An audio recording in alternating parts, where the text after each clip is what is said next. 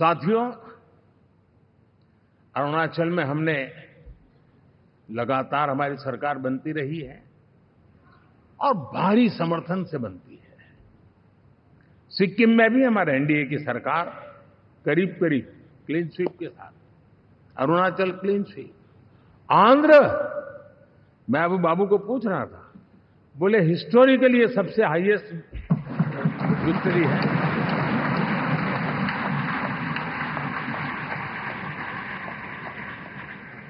और ये जो यहां दिखता है ना पवन, ये पवन नहीं, आंधी है।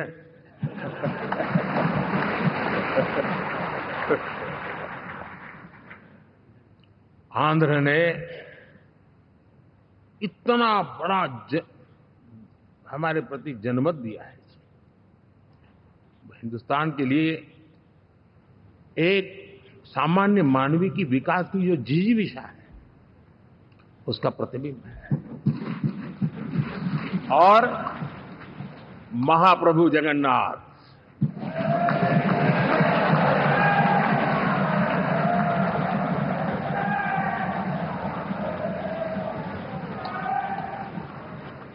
और मैंने अनुभव किया हमेशा। मैं हमेशा मानता हूं ईश्वर के अनेक रूप होते हैं, लेकिन जब मैं भगवान महाप्रभु जगन्नाथ जी को याद करता हूं तो मैं हमेशा मानता हूं ये गरीबों के देवता है।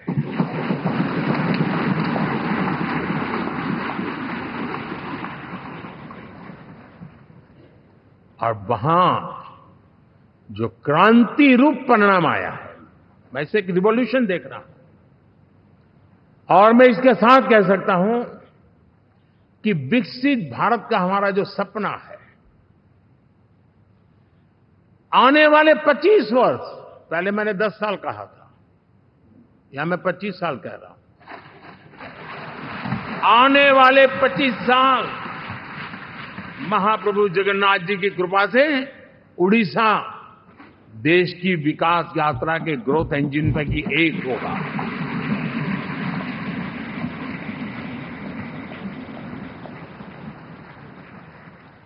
साथियों,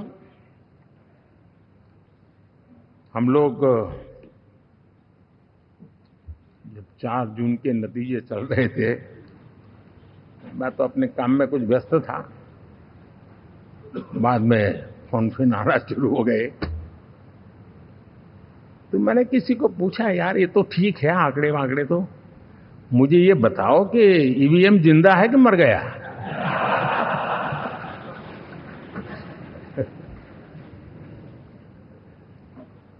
क्योंकि ये लोग तय करके बैठे थे कि भारत के लोकतंत्र और लोकतंत्र की प्रक्रिया के प्रति विश्वास ही लोगों का उठ जाए, और लगातार ईवीएम को गाली देना।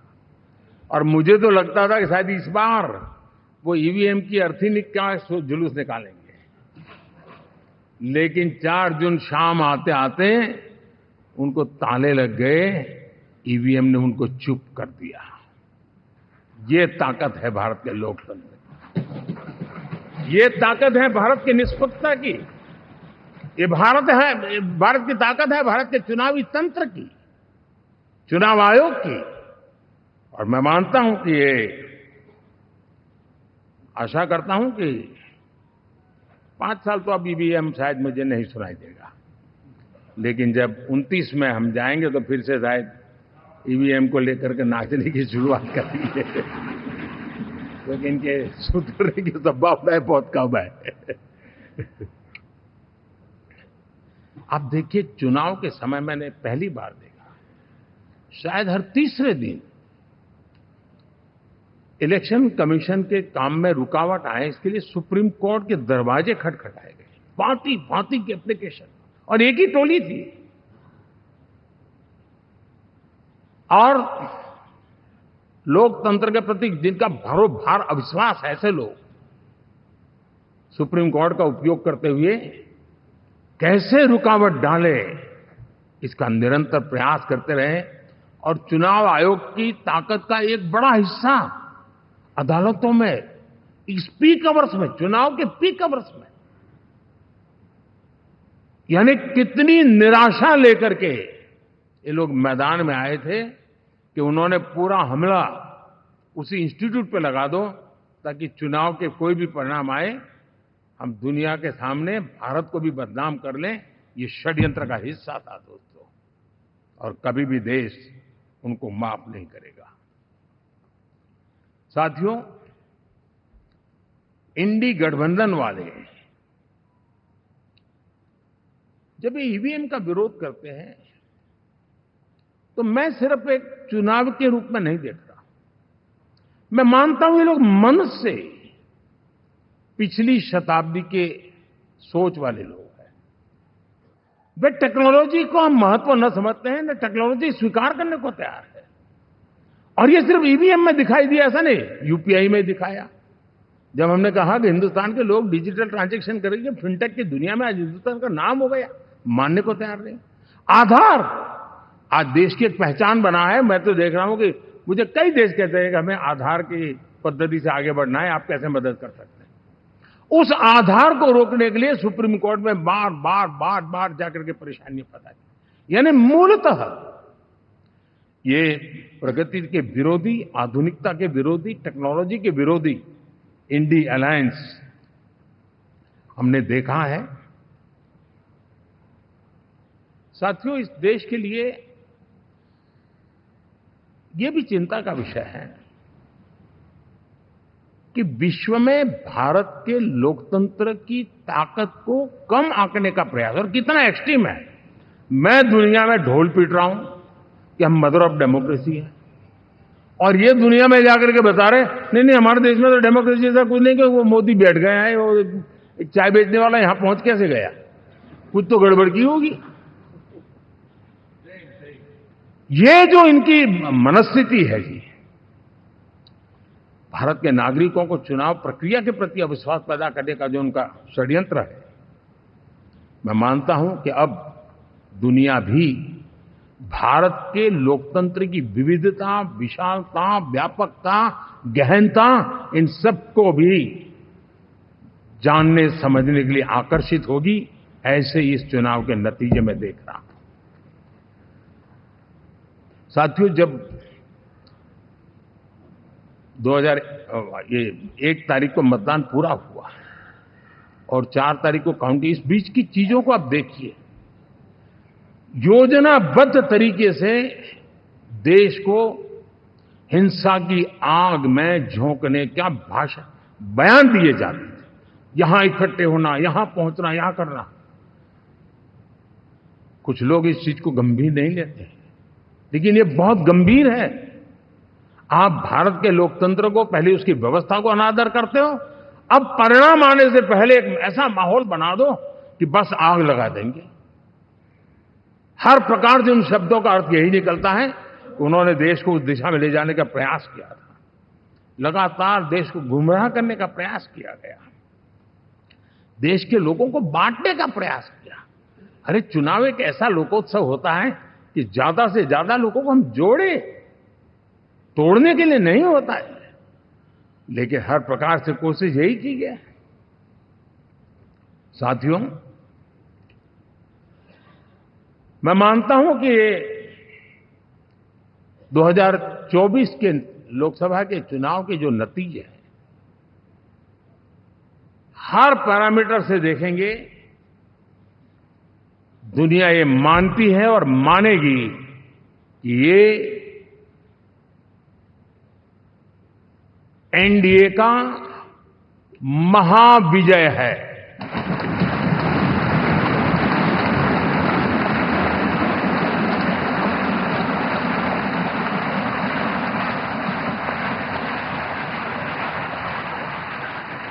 और आपने देखा 2 दिन कैसा चला, जैसे हम तो हार चुके हैं, गए। सब चारों तरफ यही दिखता था, क्योंकि उनको अपने कार्यकर्ताओं का मोरल हाई करने के लिए ऐसे काल्पनिक परेड ये करने पड़ रहे हैं। और साथियों, गठबंधन के इतिहास में अगर आंकड़ों के हिसाब से देखें तो ये सबसे मजबूत गठबंधन की सरकार है।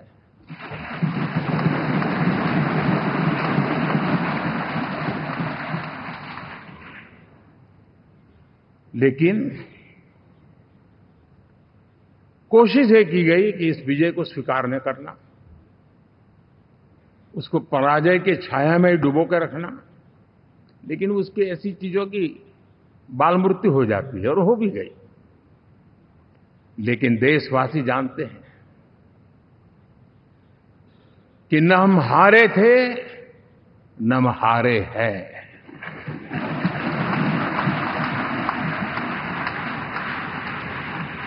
लेकिन 4 तारीख के बाद हमारा जो व्यवहार रहा है वो हमारी वो पहचान बताता है कि हम विजय को पचाना जानते हैं।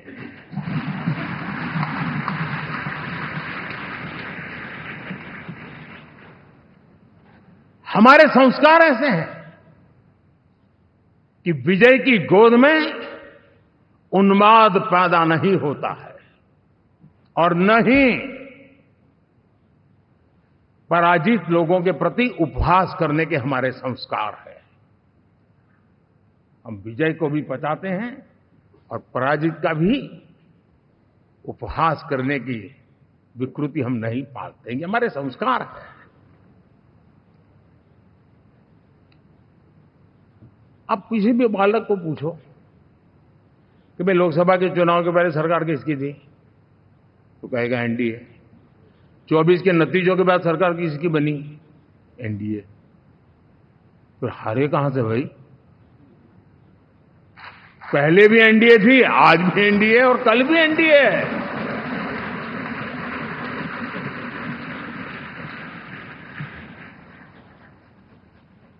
आप सोचिए 10 साल बाद भी कांग्रेस 100 के आंकड़े को नहीं छू पाई।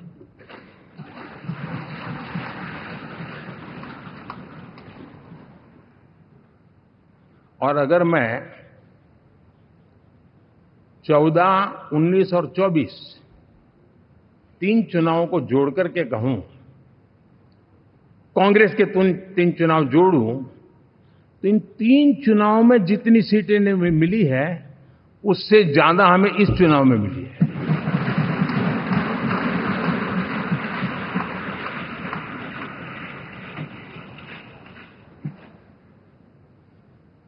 और मैं साफ देख रहा हूं साथियों, एनडीए वालों को अंदाज नहीं है। वे धीरे धीरे पहले तो डूब रहे थे, अब तेज गति से ये गर्त में जाने वाले हैं।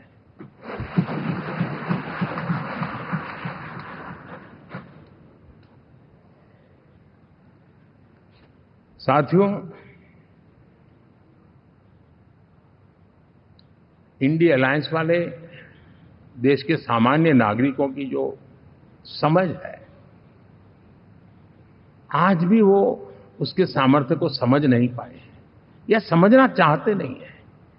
भारत के सामान्य व्यक्ति की भी एक समझ है, और जो जमीन से जुड़ा रहता है ना, वो समझ को छूता है, समझता है, पहचानता है। वो वहां नहीं है। साथियों, इन लोगों का जो व्यवहार रहा है 4 तारीख के बाद, मैं आशा करता था कि वे लोकतंत्र का सम्मान करेंगे, लेकिन उनके व्यवहार से लगता है कि शायद उनमें ये संस्कार आए, इसके लिए हमें और इंतजार करना पड़ेगा। और तो मैं ज्यादा कुछ कह नहीं सकता।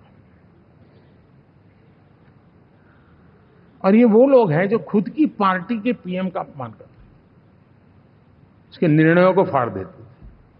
खुद की पार्टी को विदेशी मेहमान आ जाए तो उसके लिए चेयर नहीं होती थी। ये सारे दृश्य आपने देखे हैं। और मैं समझता हूं कि इन सारी स्थितियों में से हम लोकतंत्र की मजबूती और जनता जनार्दन के प्रति आस्था, इसको हम साथियों लोकतंत्र हमें सबका सम्मान करना सिखाती है। विपक्ष में भी जो सांसद जीत करके आए हैं, मैं उनको भी बधाई देता हूं।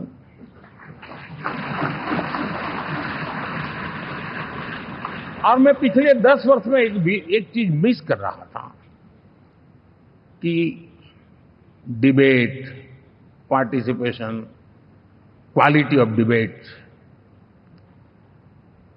मैं मिस कर रहा हूं।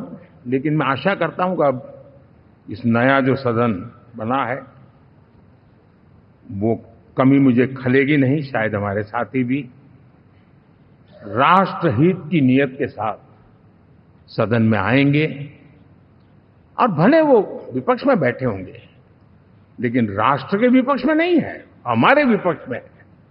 राष्ट्र में तो हम सब एक ही दिशा में हैं।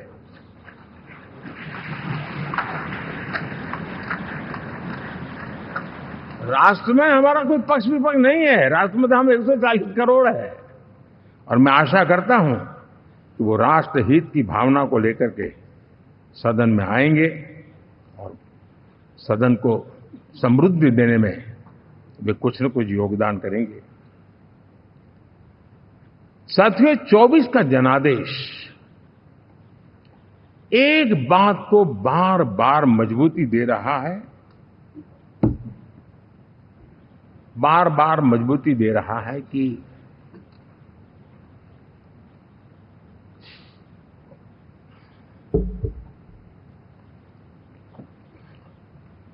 देश को आज के वातावरण में सिर्फ और सिर्फ एनडीए पर ही भरोसा है।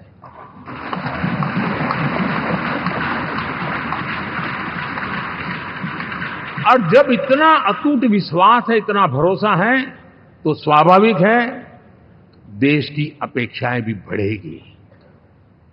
और मैं इसे अच्छा मानता हूं और हम सबका कर्तव्य भी मानता हूं।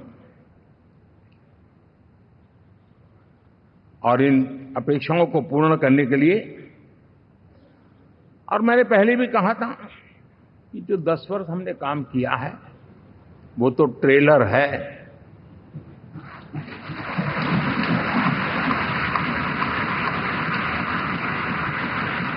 और वो मेरा चुनावी वाकया नहीं था, ये मेरा कमिटमेंट है।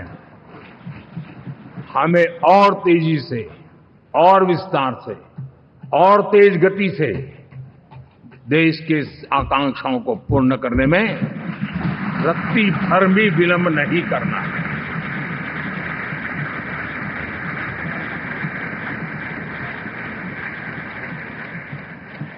जनता जनार्दन चाहती है हम पहले से ज्यादा डिलीवर करें।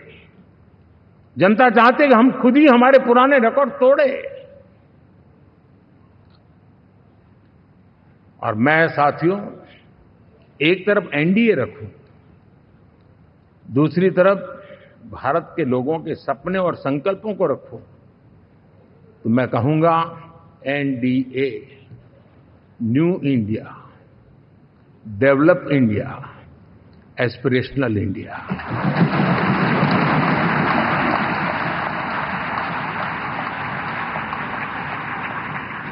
और इसी सपने और संकल्पों को पूरा करना, ये हम सबका संकल्प भी है, कमिटमेंट भी है, और हमारे पास रोड मैप भी है।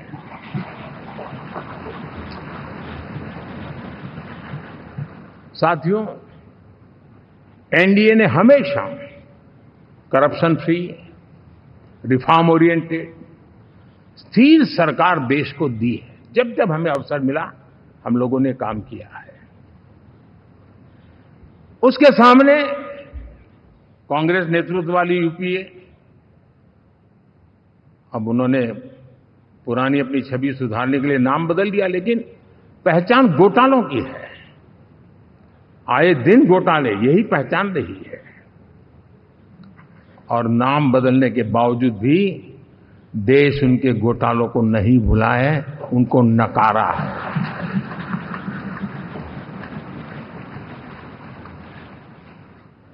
और मैं कह सकता हूं साथियों, इंडी अलायंस वालों ने एक व्यक्ति का अपोज करने के वन पॉइंट एजेंडा के कारण देश की जनता ने उनको ही ऑपोजिशन में बिठा दिया है।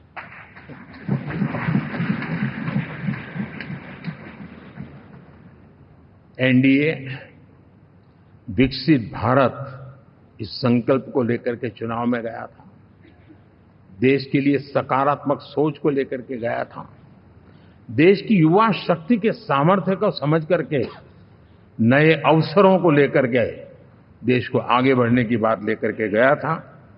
जबकि हमारे सामने जो लोग थे वो भ्रम फैलाना, झूठ फैलाना, यही गुमराह करने वाले काम यही करते रहे थे। अब एनडीए और उनका देखें, इवन नामांकन में जाएंगे तो भी आपको देखेगा उनका चुनाव प्रचार, उनका नामांकन, हम लोगों का एक एक दृश्य देख लीजिए और उनका एक एक दृश्य देखिए, कितना बड़ा अंतर है। हर चीज में उनका कैरेक्टर दिखाई देता है। और क्या रहा, फोटो ऑप के लिए तो उन्होंने अलायंस घोषित कर दिया, लेकिन कितने ही राज्यों में वो आपस में लड़ते रहे हैं, चुनावी जंग में एक दूसरे की पीठ में छुरा भोंकते रहे हैं। कभी उन्होंने कहा कि ये तो हमारा वैचारिक अलायंस है, वो विचार लेवल पर ठीक है, बाकी नीचे तो हमारा अपना हम तैयार करेंगे। और अब फिर उन्होंने कहा कि भाई हम तो सीट के आधार पर अलायंस करेंगे, टोटल न भी करें, ये भी खेल खेला। और अभी अभी तो चुनाव पूरा शुरू कर दिया कि ये तो हमारा अलायंस लोकसभा के चुनाव के लिए ही था, बाद में नहीं है, ये भी शुरू कर दिया। यानी मैंने बहुत पहले कहा था कि आप देख लेना 4 जून के बाद बिखराव शुरू हो जाएगा, और वो शुरू हो चुका है।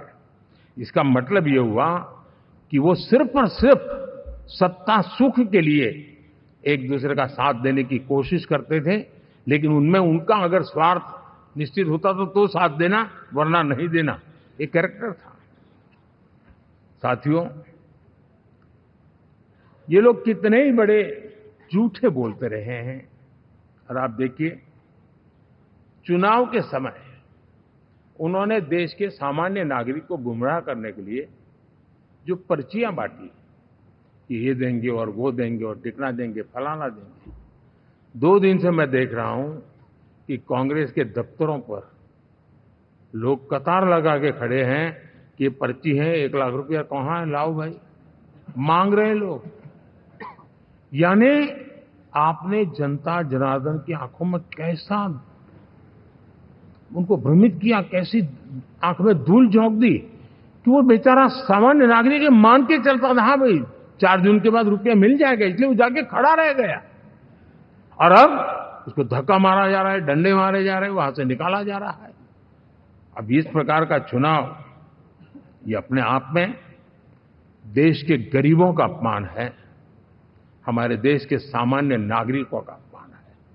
और कभी भी देश ऐसी हरकतों को न भूलता है, न ही कभी माफ किए बिना माफ कभी करता है।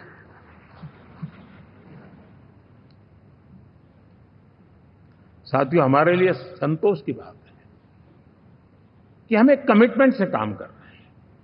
10 साल में हमने 25 करोड़ गरीबों को गरीबी से बाहर निकाला है।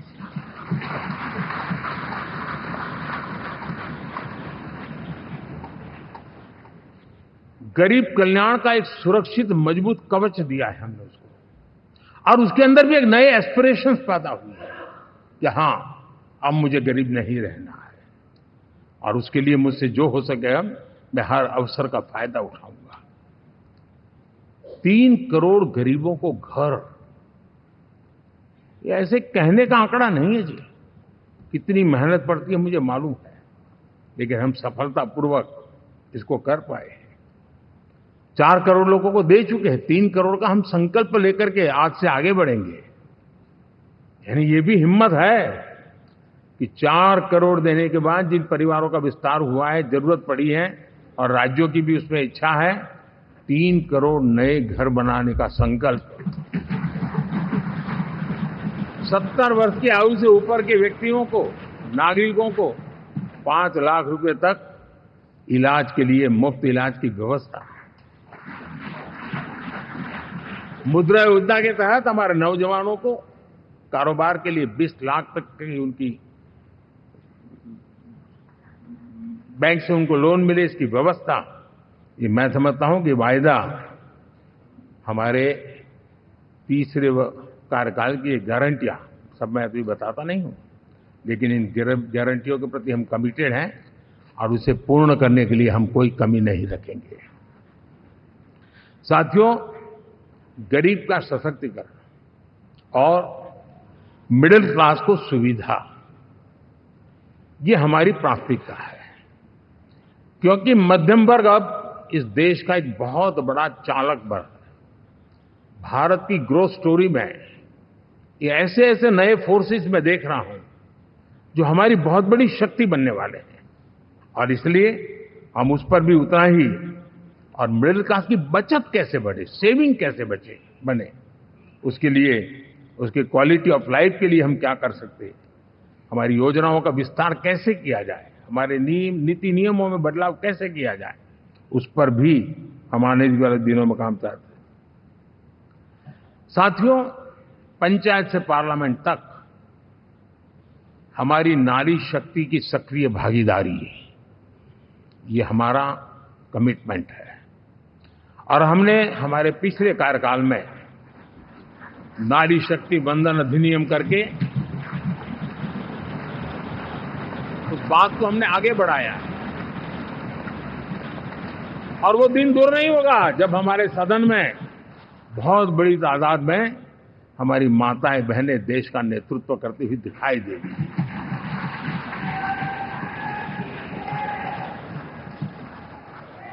इस पूरे चुनाव में हम सबसे ज्यादा महिला उम्मीदवारों को टिकट देने वाली पार्टी रहे हैं, ये हमारा कमिटमेंट है। हमारी महिला सांसदों को जो आशीर्वाद देश की जनता ने दिया है, मैं इसके लिए विशेष रूप से उनका आभार व्यक्त करता हूं। और साथियों, आपने देखा होगा G20 समिट में दुनिया के सामने एक विषय लेकर के हम बड़े आग्रह से गए हैं, और वो है empowerment of women, development of women. इन सारी बातों को तो हम परिचित हैं। हमने एक नया शिफ्ट किया है और हम G20 समिट से भी इसको आगे बढ़ा रहे हैं, विमेन लेड डेवलपमेंट।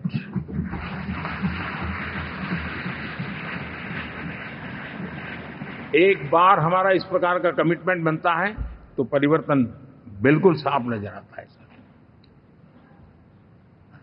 साथियों, एनडीए का ये कार्यकाल बड़े फैसलों का है, तेज विकास का है, और अब हम समय गंवाना नहीं चाहते कि हम 5 नंबर की इकोनॉमी से 3 नंबर की इकोनॉमी पर पहुंचना है।